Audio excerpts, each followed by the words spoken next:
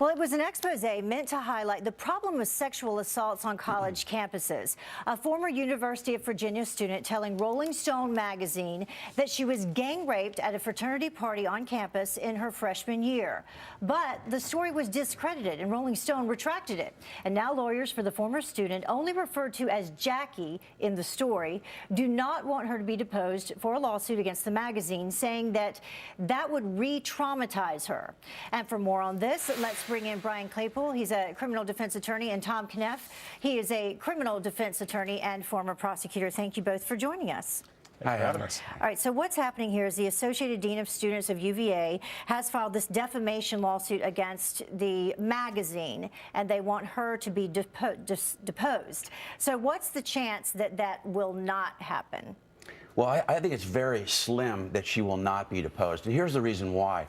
In order for the former associate dean to prove her case, she's got to prove that the comments made about her were false, and the only way you can get that is from the alleged victim. And the second big point she's got to prove is that Rolling Stones was negligent or reckless in publishing this article. Now, Rolling Stones is going to say, hey, wait a minute, I had to rely on Jackie, the alleged victim, to get this information to publish the article, and we need to hear what she's got to say about the meaning. Which is what they have said. They agree that she should be deposed. Exactly. So I find it's going to be really, really hard for lawyers to Jackie to immunize her from a deposition. What do you think? Yeah, absolutely. She's a material witness, and the question is, would a reasonable journalist that covering this story have found her credible, have found her worthy of belief? And I mean, I think there's a lot of things that we know already on the surface that would say no. I mean, this story, was preposterous from the get-go. Yeah. But, what were the conversations that she had with the person who wrote the story? What were her version of events? How could they have been vetted? What witnesses could have been interviewed to determine whether this was something that Rolling Stone should have run with? So in saying that, should there be certain stipulations put into place as to exactly what they can ask her? Well, I think there is an important point here we have to discuss, because I've handled a lot of sexual abuse cases. In fact, I was one of the lead lawyers on the Miramonte child sex abuse case that was the largest case of sex abuse in the history of our country at one school. Yeah. And in that case, I saw a lot of victims who were very traumatized. Some of them were suicidal. So we can't underestimate this argument that Jackie might be so traumatized she can't have her deposition taken. You've got to look at her medical history. In fact, one of the first questions, Heather, I ask at a deposition or asked of my client is, are you able to give your testimony today and you're not under any medication that will stop you from giving your best and most accurate testimony? So if she's under some major medication for depression and she can't really give meaningful testimony, that's an issue they gave the her an judge has out. to take They up. gave her an out. They said that, you don't have to be deposed if you say that this didn't happen. Yeah, see, I lose patience with all these arguments that saying, look, we have to protect victims, we have to, I agree with that when you have legitimate victims. But the reality is we have what I think is approaching an epidemic in this country of false sexual assault claims. We're just seeing them way too often. Defense attorneys like me see them at an alarming rate.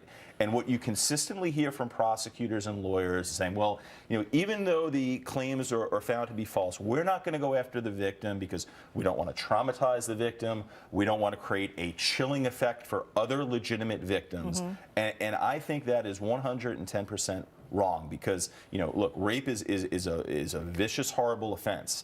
I think the idea of falsely accusing someone of rape is just as vicious and has just as terrible consequences. There was also the local sheriff's department there was an investigation, and they found that there was no evidence to corroborate her story as well. Not only that, her story was preposterous. I mean, just real quick, her story wasn't that, look, I had too much to drink, or I was slipped a date rape drug, and I woke up and some individuals were on top of me. She described being locked in a room, being brutally assaulted, including being punched in the face to the point where she was unconscious.